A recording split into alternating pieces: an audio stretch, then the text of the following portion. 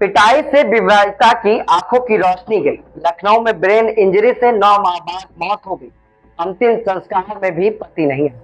नमस्कार, मैं विक्रम और आप देख रहे क्राइम स्टोरी। एक एक पाई जोड़कर बिना बाप की बेटी की शादी की गई। सामर्थ्य से ज्यादा दान दहेज देकर डोली में विदा किया गया। कुछ दिन बाद ही उसके ससुराल वालों ने बाइक की डिमांड शुरू की। देने में असमर्थता जताई तो बेटी की पिटाई करनी शुरू कर दी गई।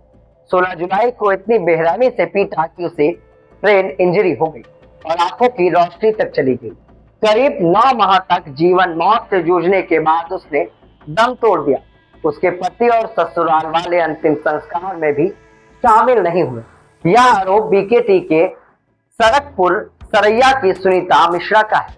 उनकी बेटी मानसी मिश्रा की ससुराल वालों ने पिटाई की, जिससे 28 अप्रैल को उसकी मौत हो गई। उन्होंने पति राजा पाठक, ससुर राजू पाठक और देवर छोटू पाठक के खिलाफ रिपोर्ट दर्ज कराई। मीडिया ने उनसे बातचीत की तो उनका गला भर आया।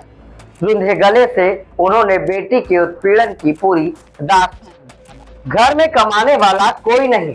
सुनीता मिश्रा ने बताया कि बेटी मानसी की मई 2023 में तकबन कानपुर निवासी राजा पाठक से शादी हुई।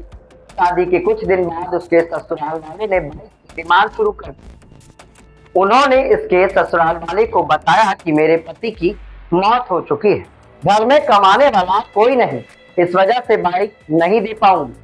पिटाई से ब्रेन इंजरी हुई। सुनीता मिश्रा ने आरोप लगाया है कि ससुराल वाले नहीं माने, बाइक के लिए बेटी की पिटाई शुरू कर दी। 16 जुलाई 2024 को बेटी को बेरहमी से पीटा। उसे काफी अंदरूनी चोटें भी आई। ब्रेन इंजरी हो गई। उससे उसकी तबीयत धीरे धीरे बिगड़ती गई।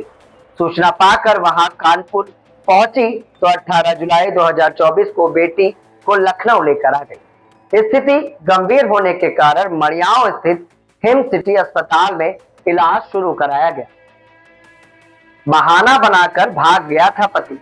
सुनीता मिश्रा ने यह आरोप भी लगाया कि इलाज में काफी पैसा लग रहा था, वह खर्चा उठा नहीं पा रही थी। आर्थिक स्थिति ठीक नहीं होने के कारण बेटी के पति और ससुराल वाले से पैसे की मदद मांगी।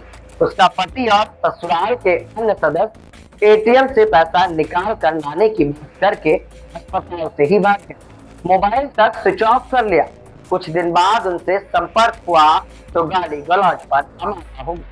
किसी भी तरह की मदद करने से मना भी कर दिया। आज की रोशनी तो चली गई। सुनीता ने आरोप लगाया कि उपचार के दौरान अचानक बेटी की तबीयत बिगड़ गई। डॉक्टरों ने उसे केजीएमयू रेफर कर दिया। हेड इंजरी के चलते डॉक्टरों ने ऑपरेशन के लिए बोला। इसके बाद परिवार को वह आवाज से पहचानती थी। 28 अप्रैल 2025 को अचानक बेटी की तबीयत फिर से बिगड़ गई। उसे अस्पताल ले जाया गया। डॉक्टरों ने जवाब दे दिया। इसके बाद 9 मई 2025 को शाम करीब 7:30 बजे उस महिला की मौत हो गई। ससुराल वाले अंतिम संस्कार में भी शामिल नहीं हुए तो कॉल की गई तो उन्होंने झूठ बोला कि जानकारी नहीं हुई है। फिर खुद ही पोस्टमार्टम के बारे में भी पूछने लगे। इससे उनका झूठ पकड़ा गया।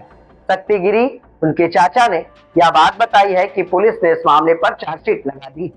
इंस्पेक्टर बीकेटी ने भी बताया है कि अगस्त 2024 में सुनीता की शिकायत पर उनकी बेटी के पति राजा पाठक, ससुर राजू पाठक, सास लक्ष्मी पाठक और देवर छोटू पाठक के खिलाफ दहेज उत्पीड़न का मुकदमा दर्ज हुआ था। उसमें चार्जशीट लग चुकी है। लड़की बीमार रहती थी। परिवार ने पोस्टमार्टम कराया था। रिपोर्ट के आधार पर आगे की कार्रवाई भी की जाए।